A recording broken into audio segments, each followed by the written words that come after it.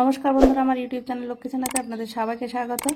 আজ আমি 2025 সালের প্রথম পর্যায়ক্রমিক মূল্যায়নের তৃতীয় শ্রেণীর পরিবেশ 4 নম্বর স্কুল গোড়াবাজার জিএসএফপি স্কুল সমাধান করব। 1 নম্বর, সঠিক উত্তরের তলায় দাগ দাও।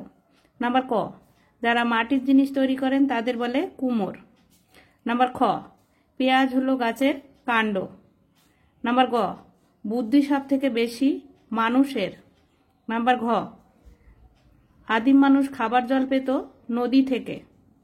2 নম্বর, বাম দিকের সঙ্গে ডান দিক মেলাও। চোখের রোগ রাতকানা, এই যে ক নাম্বার এখানে দিয়ে দিয়েছি ক। নাম্বার খ, রক্তাল্পতা কাঁচকলা, এই যে খ নাম্বার এখানে দিয়েছি।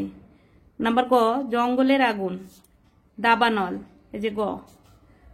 নাম্বার ঘ, দুধ ছানা, এই যে ঘ।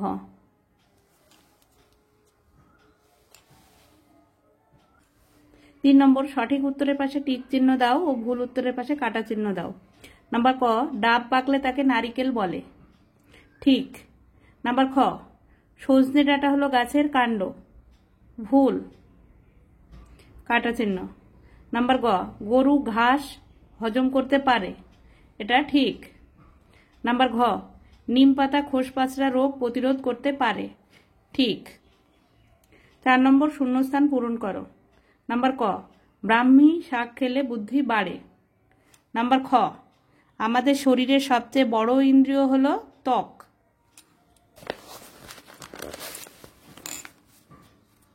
নাম্বার গ, খাদ্য হজম করতে সাহায্য করে পেঁপে। নাম্বার ঘ, চিচিঙ্গার আরেক নাম হলো হোপা। 5 নম্বর, এক কথায় উত্তর দাও। নাম্বার ক, দুটি প্রাণীজ খাবারের নাম লেখো, ডিম ও দুধ। নাম্বার খ, কানামাছি খেলায় কোন অঙ্গ বুঝতে সাহায্য করে? কান।